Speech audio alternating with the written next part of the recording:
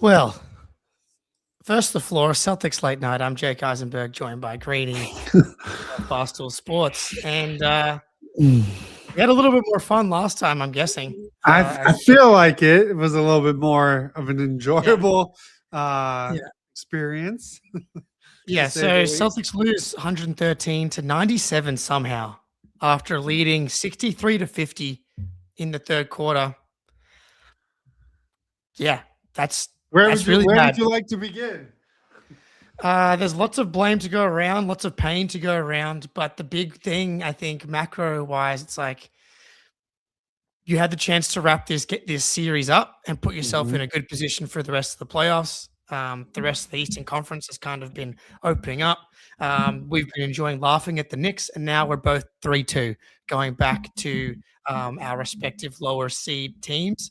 And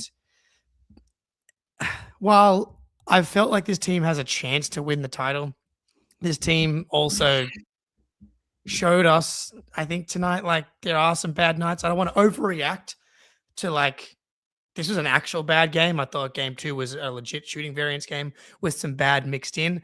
I thought kind of from the jump, the intensity and the energy wasn't there. And I don't know, Greeny, home games in the Jays era when you're double-digit favorites, I think were 46-3 in closeout games, according to the Action Network. 46-4 now. Just and they do it in the most excruciating, sort of like, you couldn't even script it type way, right?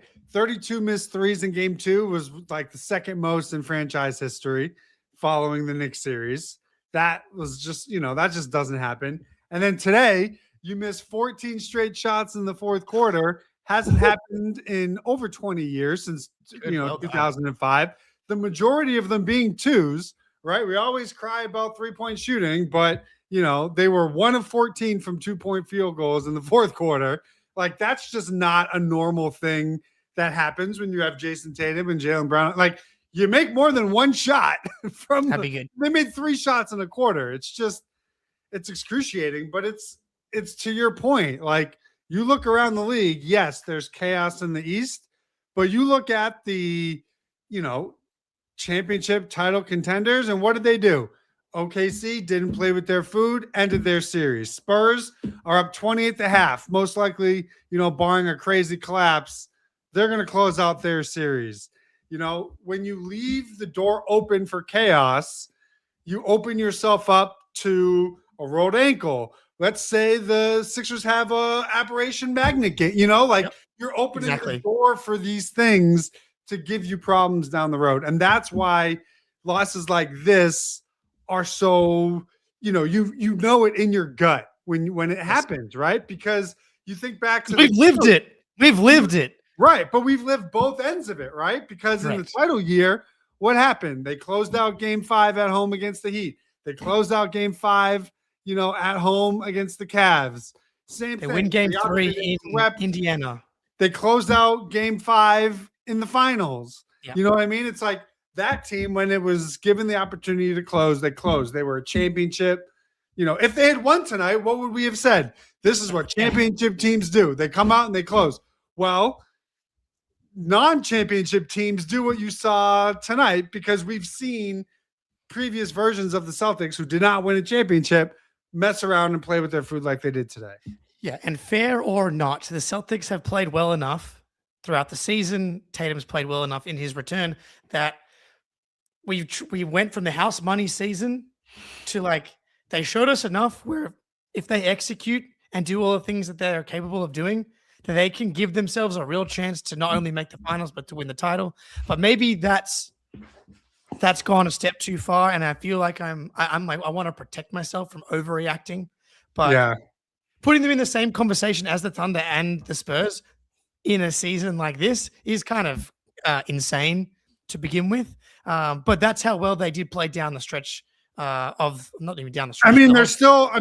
I agree with you, but I feel like the way they played, and then you add in Tatum and the way that Tatum looks, their expectation is to be able to close out a game 5 at home as double-digit favorites. Yeah, no against question. a team you just beat by 30. Like that has to be like, even if you're not Thunder Spurs level, right? Which is fair. I mean, they were the two best teams all year.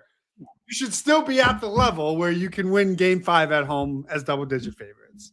Yeah, totally. I think now outside of the 2024 title season, they are 3-6. 3 out of 6 first round series that they've won have closed in less than 6 games, which is kind of complicated. But I think that maybe that speaks to just more the teams that are juggernauts, legit, are expected to win these series in 4 and 5. That was the team that 2024 teams that are, 55, 50, 56 win teams, not perfect teams, a gap year Celtics, maybe expecting them to finish the series in 5. No I mean, what let me be transparent. I thought it was I had Celtics in 6, but I thought the way that we got to 6 was Sure. they have a game like game 2, where they just, they lay an egg. But I was expecting them to split in Philly. Once you won both in Philly, it's like, okay, this is something that you should win in 5. Yeah. Jimmy J in the chat, I'm giving you your first and final warning. If you're gonna just be in the chat going off, please use some facts, reason, logic.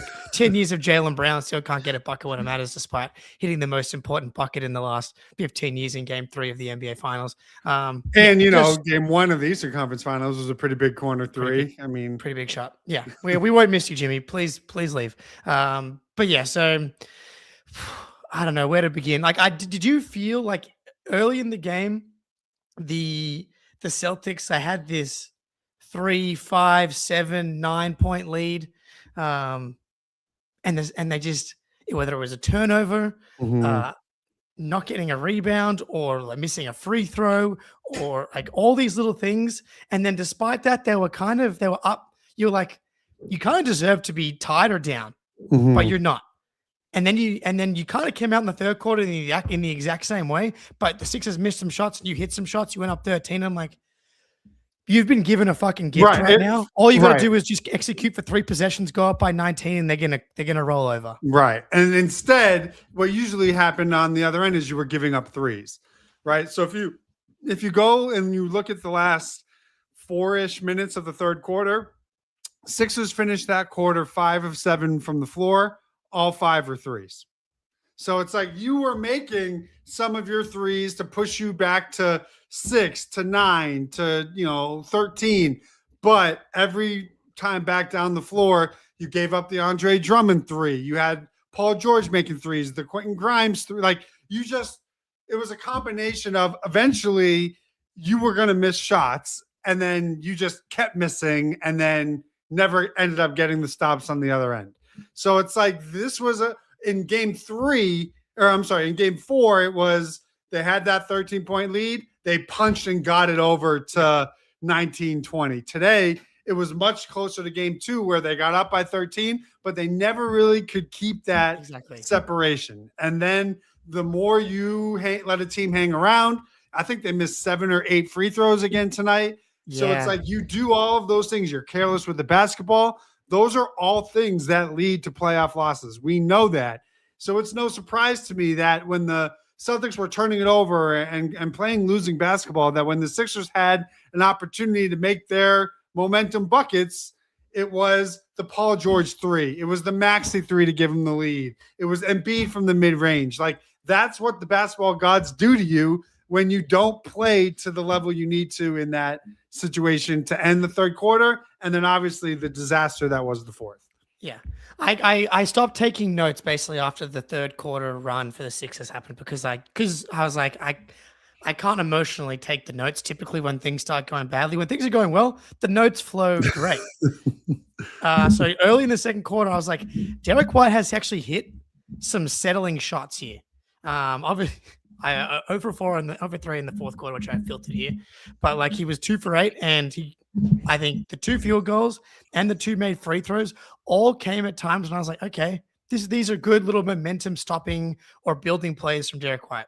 That led to the 13-point lead. A dumb Neemias Queta foul after an Embiid rebound. And I'm like, that seems like a bad omen.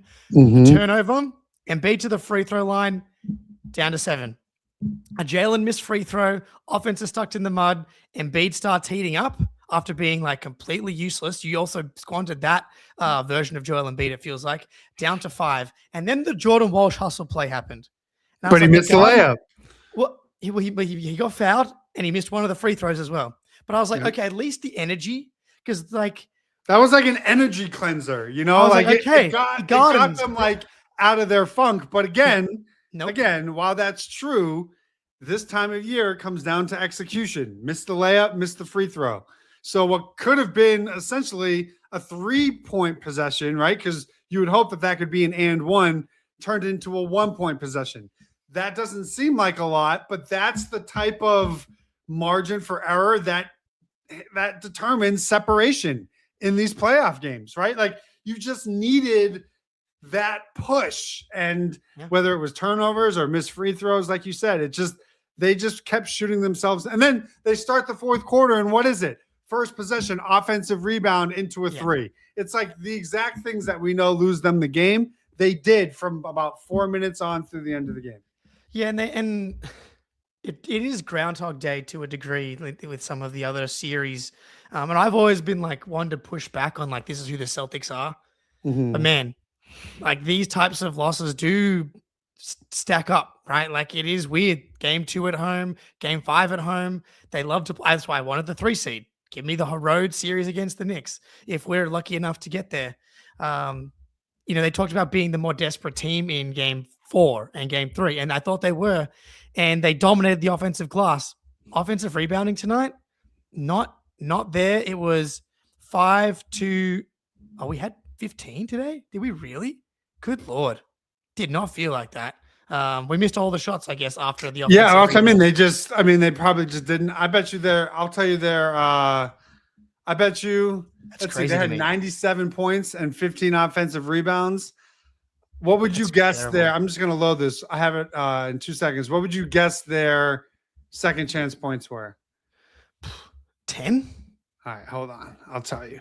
I'm also want to look up like there. So if you had 15 offensive rebounds, then you should, in theory, have, I don't know, at least 18, right? Second chance points, 18 to 20. They finished with 10. So you were right. But that's just... It's not enough on 50. I actually can't believe that it's that many. But eye test wise, the harder playing team I didn't think was the Celtics tonight. And but how much of it is did you play hard, and how much of it is just did you just not execute? Right? Well, yeah, of course. Like that's what I didn't feel like. They didn't play hard.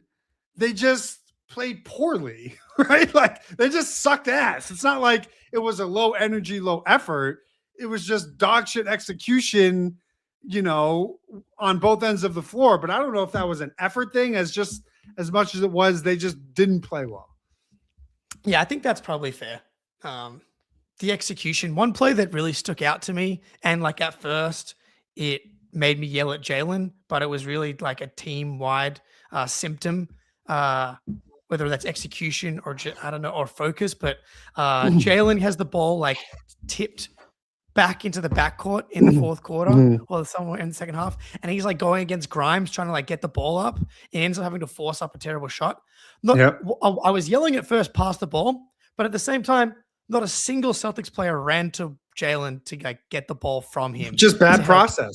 Bad process from him.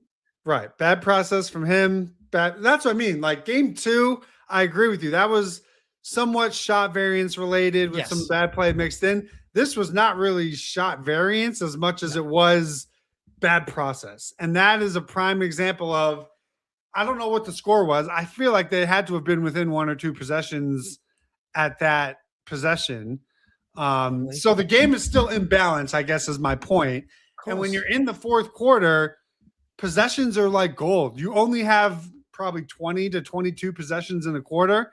And when you're trailing or you're in a 1 possession game, that may as well have just been a turnover. You know what I mean? Like you may as well, everything about that possession sort of summed up their night from a bad process standpoint. Yeah. Like bad process, one of those. And I know Jalen's had success against Paul George to a degree this series, How many ISO possessions did we need to run on Paul George that led to turnovers and bad shots? Like, Too what are we many. doing? Too many. And especially with Embiid out here, why are we just like? Why is it, especially with Cater out there? Why is the go-to action just not Tatum pick and roll with Cater? And I feel like we haven't seen that really at all. early Yeah. in game 4, we saw it. Then Cater got into foul trouble again, and part of it is the foul trouble. Like Cater's just not been out there as much as she should be. It was better-ish today. Cater ends up getting to 26 minutes. Vooch was probably still your best big. Both bigs end up in a -10, though, like exact same. But it was tough because like what Vooch gave you offensively, he then gave up Couldn't. defensively. So that's why, I saw a lot of pushback of, Joe riding Kata all the way to the fourth. And I look at that quarter like, I know the offense can still be good with Kata, right? He's their best offensive rebounder. And I just, in that spot when you're down 2, down 3 in the fourth, like they needed stops. So I would want my better defensive center in there. So I didn't even really hate that decision. It's just they didn't execute it and didn't come through when it mattered most. But I don't know what the second guess is there because, Vooch, for everything that he did well in this game, like didn't give you any resistance against Embiid in that third quarter.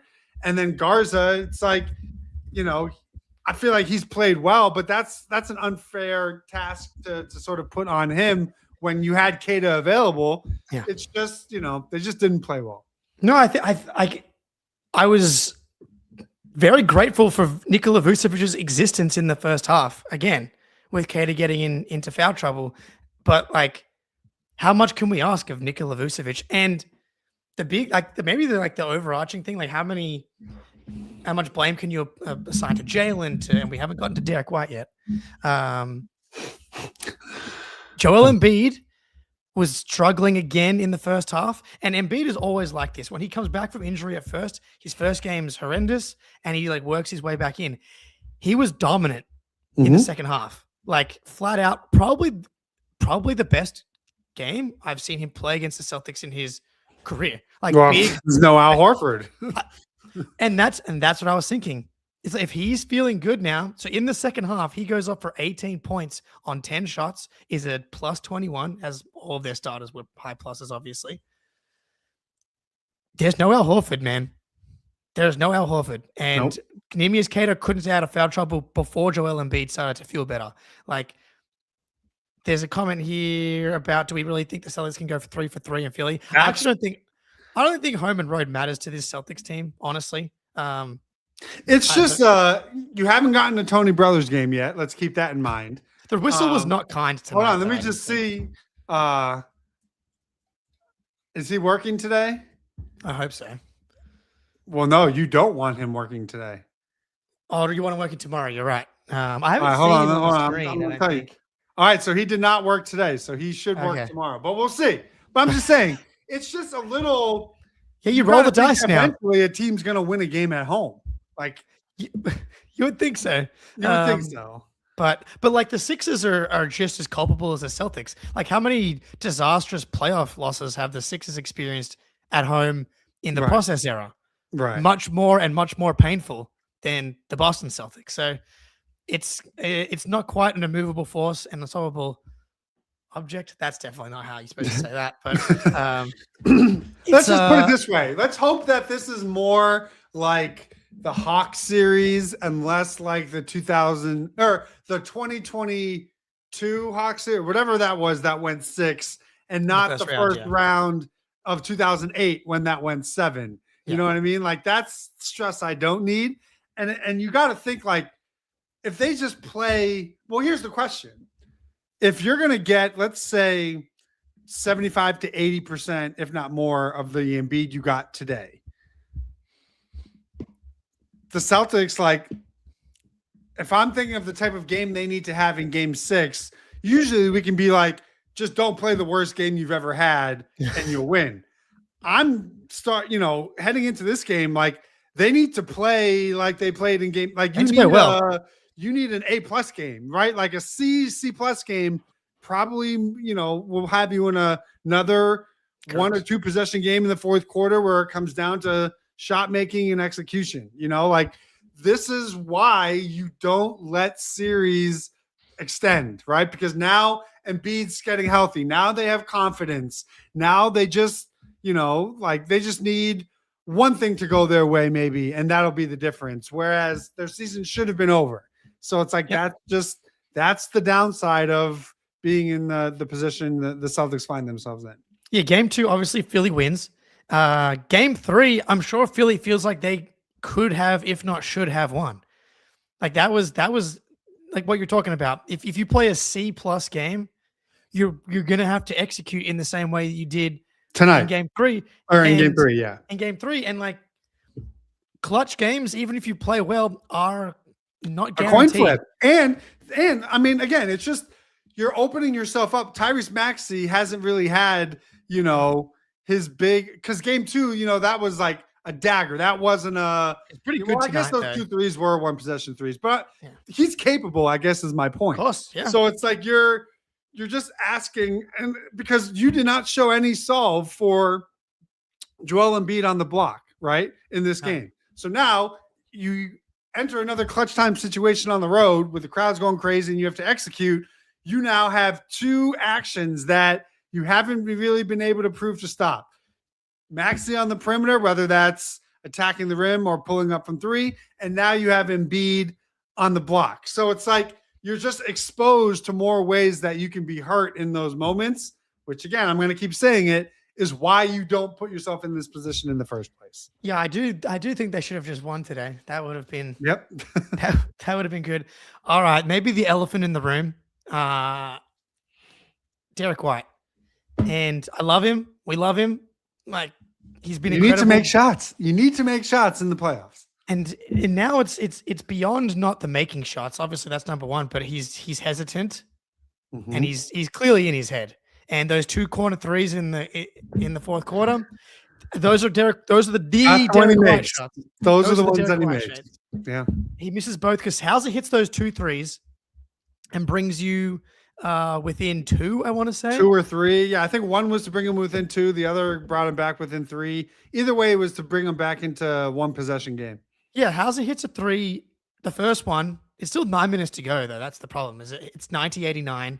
And then hits the second one, and it's 94-92. And so, okay, is Hauser going to be the one that saves us? That feels like a big ask. And then that's when the Cater had the alley-oop, and then we never scored again, basically. And then didn't he miss the free throw? Yeah, of course he did. You're just one of those games where you're thinking to yourself, well, that's not going. Even Tatum at the end of the game couldn't even stat pad. He ends up with a 24 point. He has a nice little stat line. 24, 16 rebounds, 4 assists, 3 steals. But like he went 4 for 7 from the line. Jalen went 3 for 5 from the line. You could just tick off every little box here. But Derrick White, sorry to get sidetracked. I know in my heart I don't want to do this to him, but I mean, Joe was pretty adamant after game 3. Is like if you are doubting Derrick White, you don't know winning basketball. Man, he's fucking testing the boundaries right now. I mean, because like you said, it's more than just the missed shots. It's now how they're being defended. Now teams are sagging off of him. The paint's more clogged. There's more traffic. And I understand the impact and the defense and that offensive rebound was huge. The block in game 4 was huge. Like that's all true. But you're not going to win or have a deep series if he's shooting 28% from the floor and 21% from 3. This is Porzingis against the Knicks all over again. It's just like it's such a low percentage and such an inability to execute and make shots that it outweighs all the other positive and benefits that he brings in a game like this. So, because it's not like he's really shutting down Maxey offensively. So it's like something has to give. You either have to strap him defensively and remove him as a scoring threat, which isn't happening, or you need to make shots.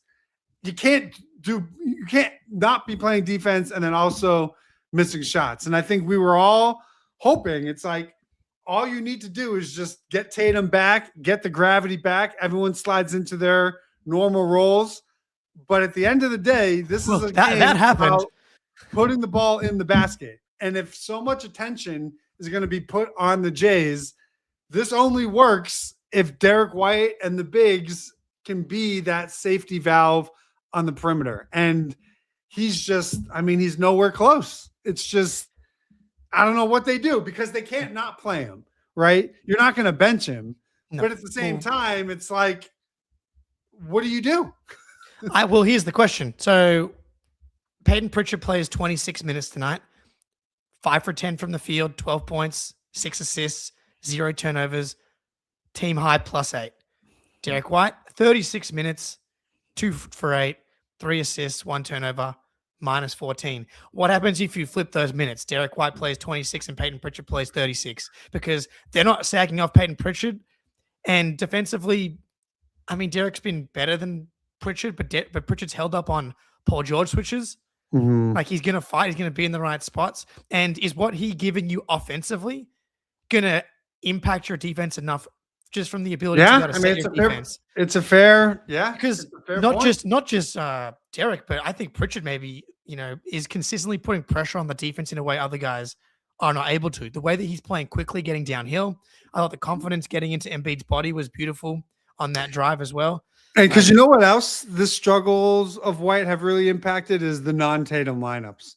Because now with him not being a threat, it's forcing Jalen into, bad habits and a bad style and bad process. And then they go into droughts.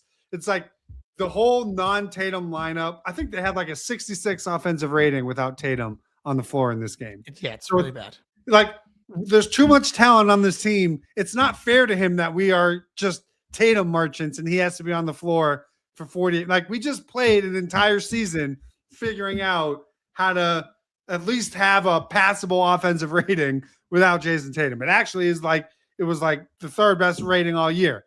So, but that requires Derrick White to be making shots next to Jalen so that he doesn't have to then go into ISO mode and force things and put you into a bad spot. You know what I mean? It's a snowball effect of what a lack of shot making will do. And we know, right? Like you get hesitant. Derrick White, either he's passing up the open shot or the lack of aggressiveness to get downhill and take some of those shots, like whether it's floaters or layups. He can make those shots. He can create advantages and get the offense moving. If you take that away, then all of a sudden the job of Jalen, the job of Jason gets more difficult. And I'm not giving Jalen and Jason passes tonight. I thought they were culpable as well. But it does feel like between Cater foul trouble, Derrick White not being able to hit shots, Baylor Scheinman checked in and immediately committed a turnover. Like what made this Celtics team special before Tatum came back was, I mean, we had how many arguments did we have online about the Celtics being better without Jaylen Brown? And Derrick White is actually the all NBA player. I mean, like coming into the series, I was like, if Derrick White shoots his regular season 32%, 32.7, if he was going 3 for 9 every night, it's probably enough. They're probably not sagging off him right now because he's probably hitting one, punish one. He probably has one night where he's 5 for 10. It's the 21% now over a 5-game sample. That's fucking. I think he's 7 of 32. I mean, let's be honest. We never even saw this with Marcus Smart and any of his. Like he's playing very well right now. Smart, they probably sweep this series. That's what's so crazy. I mean, Marcus is having an absolute. I'm not even saying 2026 Marcus. I'm saying Celtics era Marcus. I don't think he had, outside of I think 2 games before he got hurt. I don't think he ever shot 21% from deep in a season, in a postseason. This is pretty crazy. I didn't even realize this is how well Marcus was playing. He's playing 35 minutes a night, 17.5 points, 7.5 assists, 3.5 steals. He's a 3.5 steals, leading the fucking playoffs, and 44% from 3. Like, I mean, he's playing out of his fucking mind right now.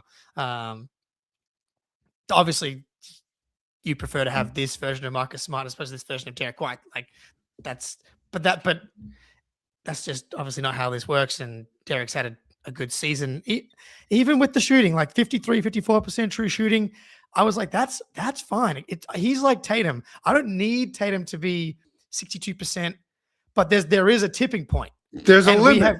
We can't there's- just go with it doesn't matter if he never makes a jump shot ever Yes. in an entire, like, no, you have to be, and that corner three, I think they were That's the one. down 3 in that, so that would have been to tie it, right? Or maybe giving them a lead by 1. Like, that's the shot where if you're not making that shot, it doesn't really matter what your impact and advancement, like, it comes down to, in high leverage situations, who's making the jumpers and who isn't. And that's been his issue this whole entire series. Yeah. Cater misses the free throw. Jalen offensive rebound. Hauser misses the 3. Tatum offensive rebound. That's to the Derrick White corner miss. And that was when the score was 97-94. And that was the beginning. That 3 miss was the beginning of the avalanche. That was the beginning of the end. You're down 3 with 94 points, and you don't get off 94 points. You don't make another shot, right? Or did they? Yeah, the next point is a free throw with 2 minutes and 25 seconds to go. That's almost unfathomable. 5 minutes of game time went past without a point. Impressive stuff. That's what I'm saying. Like, these losses, it's just like they can never just lose normal. Like, you're really crazy. Like, you're gonna miss fucking 15 shots in a row for half of a quarter in the biggest quarter of your season. I just don't understand it. Like, they go. What's crazy about this is the stretch that they were. I think they were. They missed 14 straight, right? If they go 4 for 14 in that stretch, they probably win the game. You know what I mean? Like, that's the bar. Like, you can shoot 30%. They shot 13% in the fourth quarter. That's just not even a real number. I don't understand. But yeah, so Derrick's clearly struggling. I do think that you have to pull the trigger on a rotational change if it continues to go like this in game 6. And I would start with Pritchard. I'd be willing to go to Shireman because I know Shireman's going to be confident. I know he's going to come out blazing because I don't think the answer is Walsh to play, like, to bump his minutes up significantly, because as well as he's played defensively, the offense is just not playoff ready, whether it's like the missing of the bunnies at the rim, the 1-3 either got blocked or like barely made it to the rim. Because it's time to press the buttons. Like, you should. I mean, don't get me started on Ron Hooper Jr. because that dude is ready for prime time.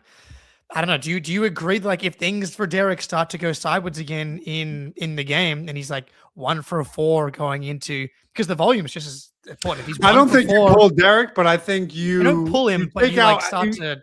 What I'm saying, it's tough because I would almost pull the Hauser lever and insert Walsh into that lineup first before. I agree. You can flip White and Pritchard's minutes like that. Yep. That makes sense to me. But I'm almost wondering if to start these games, do you start Walsh and have him to have the maxi assignment to start to hopefully just say, hey, is it a tired legs thing? Should we just take more off your plate defensively so you can have the freshness to make catch and shoot threes? I'm not so sure. But let me read this to you that Grandy just tweeted out from tonight's second half. Okay. The Celtics have played 174 halves this year, right? Their defense in the second half allowed 1.452 points per possession. That was the 172nd out of 174 halves. So their second worst defensive half of the year. They scored 0.881 points per possession, which is the 166th best half. So within the 8 worst halves of the season.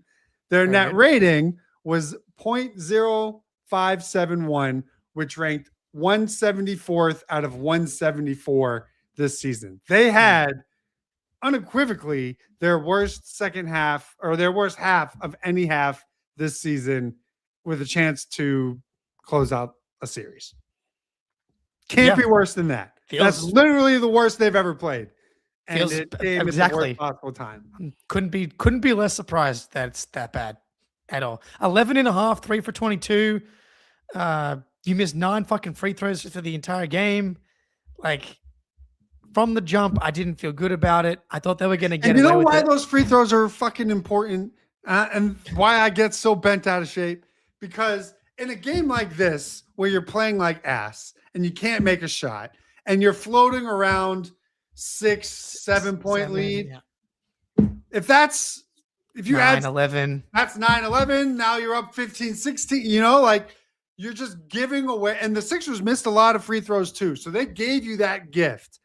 And when you just are and the fact that it's your best players missing over half of them is like you're asking the basketball gods to give reason of why you blow this game. You know what I mean? It's like you had a chance to have a 15, 12, mid double digit cushion if you just, this is 17 missed free throws in their last 2 games or some shit like that.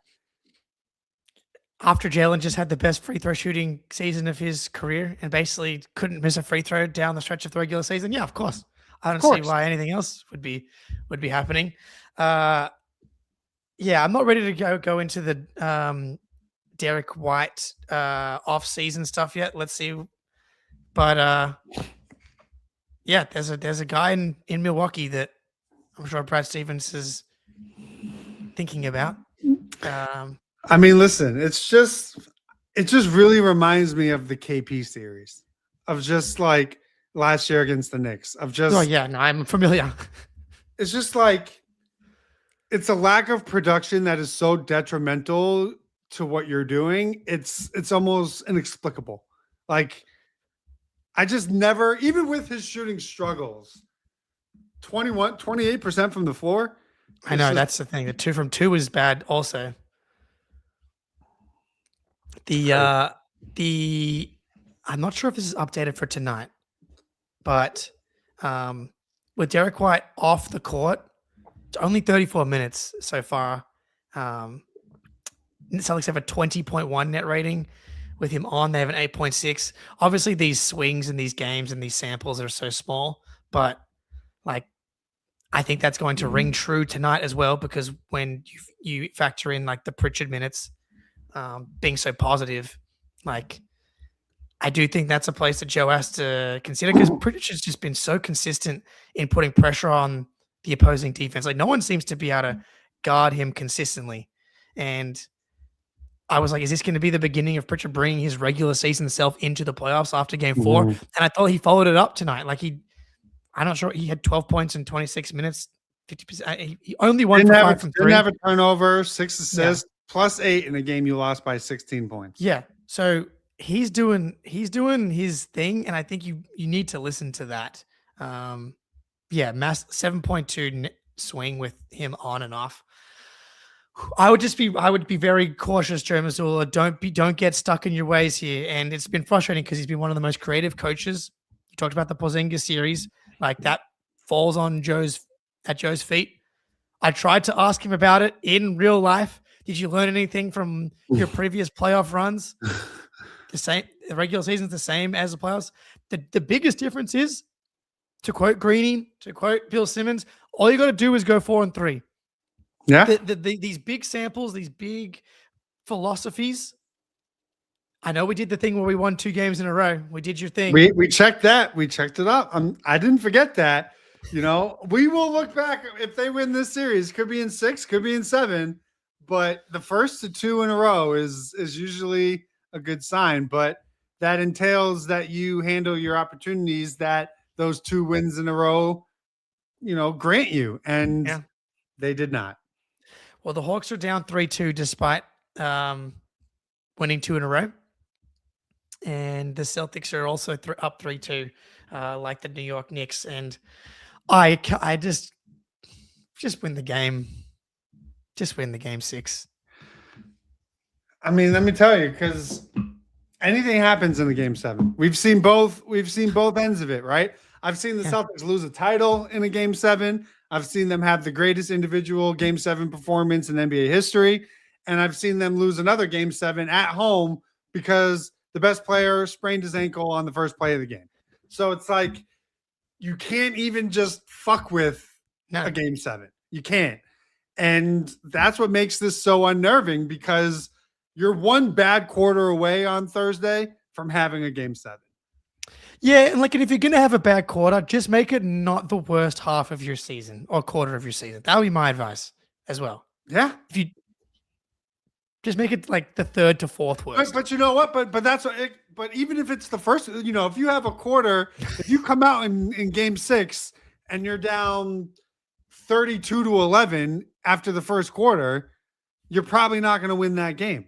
So it's like, I'd say so. So when it comes to avoiding a game 7, they now no longer have a margin for error. Like you need a full 48-minute performance. And when we've gotten it and they've not missed every shot they took, they've won by 30. But it's a really tall ask to sweep a team all 3 games on their home floor. That's just, granted, the Sixers almost just did it, right? They won 2 of 3. So, I mean, you need to go 3 of 3. That's where they are. From Dick Light, since 2022, Boston is just 4-11 in games in the game following postseason win of 20 plus points. These guys, they can't handle success. It's always been the way. It's crazy. It's only crazy when after bad things happen. Why is this the way?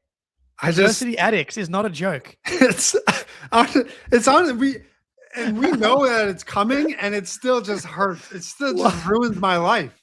Like this is legitimately going to piss me off for the next fucking 2 days, because they should be relaxing. They should be getting rest. We should be having the best time. Teams in the East kill each other. Like you did all the hard work just to give it all the way back is like so infuriating, but it's also so on brand for who they are. So it's like, can I even be mad at them that they just ate the whole wheel of cheese when I know that they were going to eat the whole wheel of cheese? It's just, I don't know, man. Here's what I'll say. If you're going to be yourselves, complete the yourselves process here. Right. Don't do the bounce back thing. Right. Do that. Yeah. Do that thing where you bounce back really well. You love it when you lost. You talk about how you weren't locked in. You go back, you lock in, and you fucking win the game. Please do that part, because I would really not enjoy Game 7. Greeny, it's a pleasure as always.